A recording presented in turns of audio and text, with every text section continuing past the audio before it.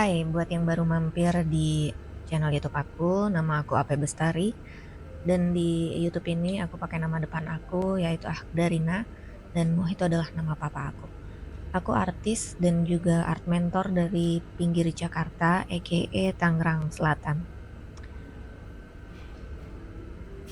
Hari ini aku painting di cafe lagi sambil nunggu anak latihan jadi melukis aja. Dan kali ini aku pakai gouache. Kenapa kali ini aku pakai gouache? Pertama, karena sifatnya yang mirip dengan watercolor dan juga akrilik. Jadi gouache itu berada di tengahnya. Kamu bisa memulainya dengan transparan dari warna yang light ke warna yang lebih dark, atau kamu bisa juga memulainya dari dark ke light. Dan gouache ini warnanya opak ya, tapi lebih ringan daripada akrilik. Kalau catnya kering, kamu bisa pakai lagi dengan menambahkan air. Beda sama akrilik, kalau akrilik itu kalau udah kering, ya sudah nggak bisa dipakai lagi.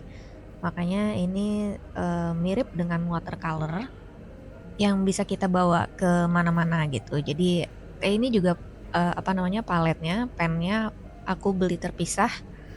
Jadi Miyahimi gouache aku masukin satu persatu ke dalam palet tadi. Alasan kedua adalah sebagai art mentor, aku rasa wajib ya untuk menguasai beberapa teknik dan media. Ketika kita ngajar, nanti ada aja tuh peserta workshop atau murid yang bertanya soal ini itu gitu, perbedaan dari media ini dan media itu. Dan kayaknya kalau kita tidak bisa menjelaskan, ya lucu aja gitu. Dan ya kita nggak cuman punya teori aja, tapi prakteknya pun kita bisa, karya-karyanya pun juga kita ada gitu.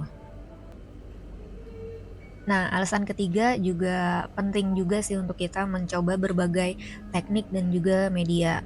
Mencoba sesuatu yang baru, terus juga keluar dari zona nyaman, menantang diri sendiri gitu.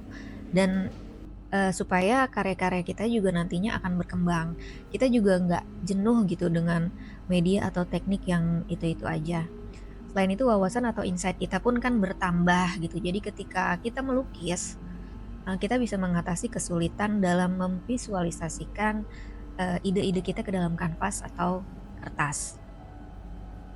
Nah, salah satu pertanyaan yang sering aku temuin yaitu, gimana sih caranya kita punya art style sendiri gitu? Sebetulnya yang poin-poin tadi di belakang itu ada kaitannya dengan art style yang akan kita punya gitu. Kalau dari, pendapat aku ya, di dunia seni itu sih art style dan, teknik itu sebetulnya saling menopang gitu. Tapi kalau harus memilih, seharusnya kita mengutamakan teknik dulu daripada art style-nya gitu. Jadi teknik itu adalah fondasi yang lebih penting untuk dibangun, terlebih dahulu gitu. Teknik juga membantu kita mengontrol dan mempertahankan konsistensi kita dalam karya kita sendiri gitu. Jadi dengan kita, memahami teknik dan juga media apa yang kita pakai, nanti kita dapat menghasilkan karya seni yang lebih rapi dan profesional. Contoh, misalnya kita suka watercolor gitu ya, kita lagi belajar watercolor. Nah, watercolor itu sendiri kan punya macam-macam teknik ya, ada wet on dry, dan sebagainya. Nah, itu masing-masing teknik kita coba gitu, kita jelajahi gitu. Jangan ragu, jangan takut salah, kayak gitu. Karena kalau kita nggak, ada kesalahan, kita juga kan nggak belajar, kayak gitu. No pain, no gain gitu kan. Nah, jadi teknik-teknik itu kita pelajari dan kita semakin paham juga dengan media yang kita pakai. Nah, nanti pada saatnya kita juga akan ketemu sendiri art style-nya kita, kayak gitu. Art style itu kan nggak terbentuk dalam satu 2 malam kayak gitu kan. Jadi melalui proses yang panjang, melalui berbagai macam kesalahan, berbagai macam percobaan media dan teknik baru, nanti pada saatnya ketemu yang klek mana nih yang cocok buat kita. Karena gini, terkadang kita suka dengan taruhlah kita suka dengan artis A, terus kita mau mencoba nih gayanya plek seperti dia gitu. Tapi setelah udah jadi, kok kayaknya nggak gue banget gitu, kok kurang ya gitu. Tapi kenapa dia kok sepertinya bagus, sepertinya enak dilihat, kenapa pas kita yang coba sepertinya kok nggak asik. Nah itu memang nggak bisa dipaksain karena balik lagi ke penguasaan media dan juga teknik antara artis satu dengan yang lainnya kan berbeda ya gitu.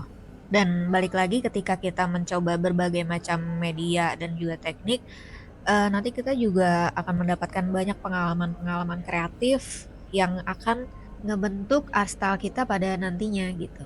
Seru juga sih ya kalau kita ngomongin soal art style, apalagi kalau kita lihat dari seniman-seniman besar dari zaman dulu gitu kan.